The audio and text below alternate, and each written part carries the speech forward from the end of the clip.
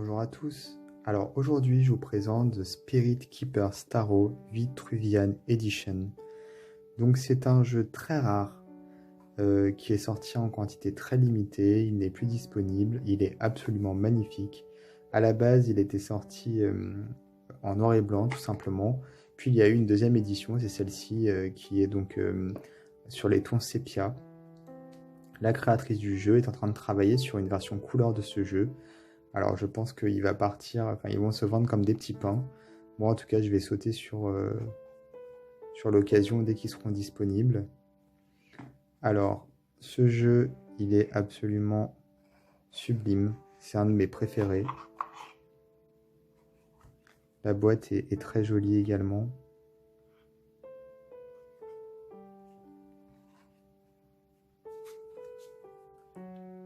Il a été créé par Benebel Wen. Alors, le petit livret. Ici, en fait, elle nous explique toute sa démarche créative, toutes les recherches qu'elle a faites. Donc, en fait, si vous voulez, elle s'est inspirée de... Elle a fait énormément de recherches au niveau de la, de tout ce qui est les anciennes religions égyptiennes, tout ce qui est la magie de Perse, l'hindouisme, tout ce qui concerne la Grèce antique, la Kabbale, le christianisme, et elle a finalement fait comme finalement les hermétiques, toute la, toute la mouvance hermétique qui est relativement récente. Donc elle s'est inspirée de toute la théologie ancienne pour créer ce jeu. Et elle l'a teinté d'un aspect, enfin plutôt de référence également au taoïsme et au bouddhisme, puisque ce sont ses racines. Elle est asiatique, du moins d'origine asiatique. Donc il a beaucoup de recherches au niveau du symbolisme. Elle a fait un travail remarquable. On a ici l'explication comment les cartes se composent. Elle nous explique également qu'elle était en contact avec des guides, elle appelle des anges en fait, et ce jeu est justement là pour ça, pour nous mettre en communication avec l'Esprit Saint quelque part, pas celui de la Bible, hein, mais l'Esprit Saint dans le sens angélique. Voilà le, l'esprit omniscient, omniprésent, qui est là et qui veille sur nous. Voilà. Alors, on a ensuite les significations des cartes. Donc, pour chaque carte, c'est en anglais, hein, bien sûr. Et nous avons la même chose pour les mineurs. Voilà. Et à la fin, des correspondances rapides avec les trigrammes du Viking, ici, pour chaque carte. Voilà donc la créatrice du jeu. Alors, elle dit que chaque jeu a été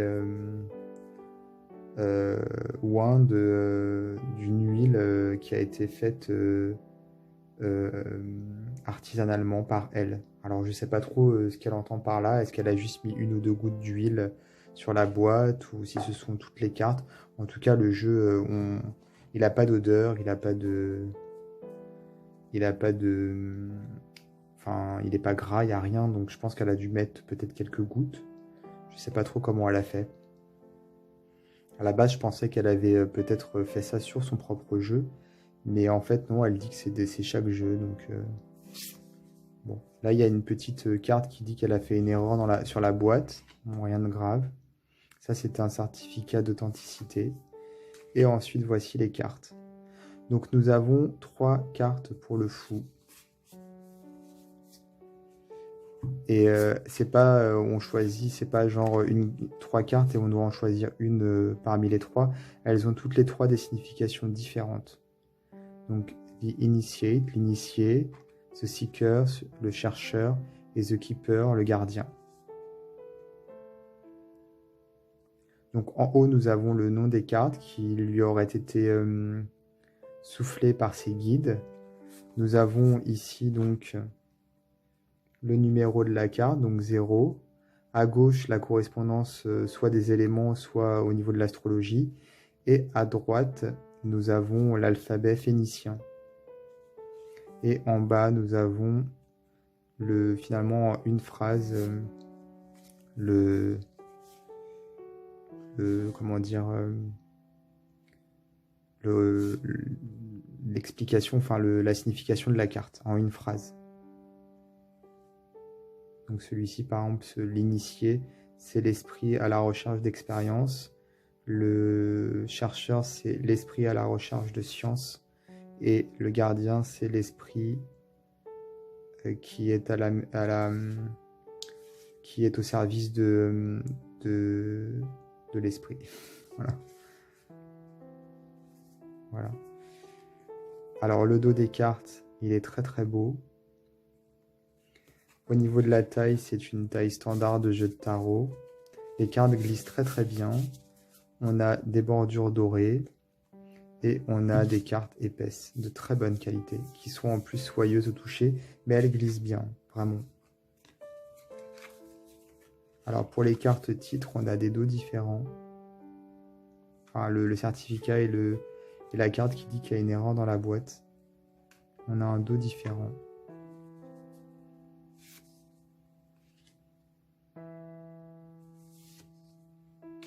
C'est vrai qu'il a un côté très hermétique, très ésotérique. Donc toujours ici, la correspondance au niveau des éléments ou de l'astrologie. Ici, l'alphabet vénitien. Et ici, une petite phrase pour la signification.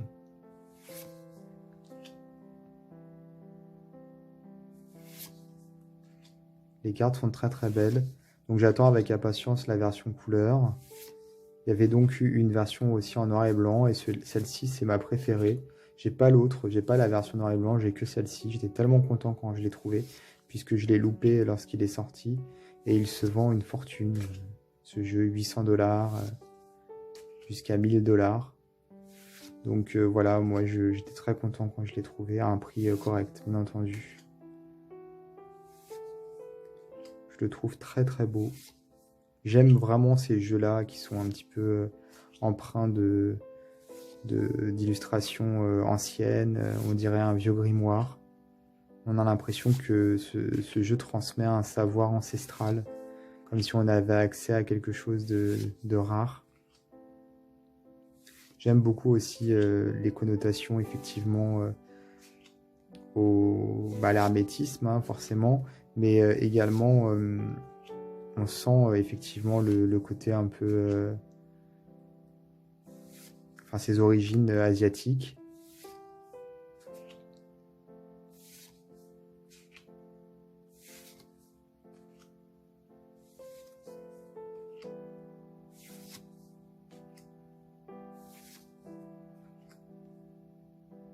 On a des symboles de géomancie également.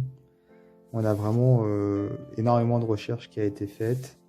Et en plus, il me semble qu'elle a fait ce jeu en un temps record.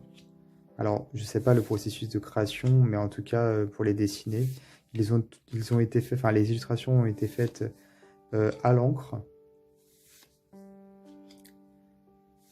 Et donc, elle explique qu'elle les a scannés et elle les a retouchés pour qu'ils aient pour que les illustrations aient une apparence un peu sépia.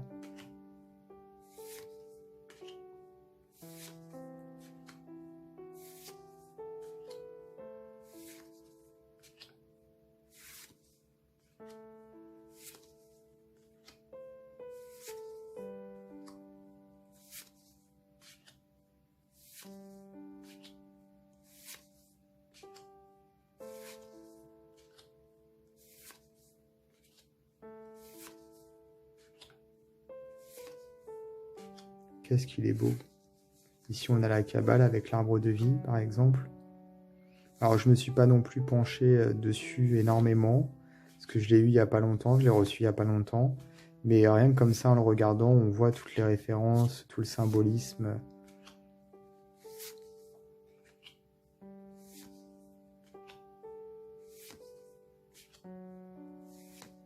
Vous voyez ici, je trouve que les personnages, ils ont des airs un peu asiatiques. On dirait presque finalement un soldat, vous savez, asiatique. Et en même temps, on retrouve également le côté un peu les armures des chevaliers. Donc c'est un peu un mélange, je trouve. Ici, on a des cornes qui nous rappellent tout ce qui est la culture nordique, les Celtes.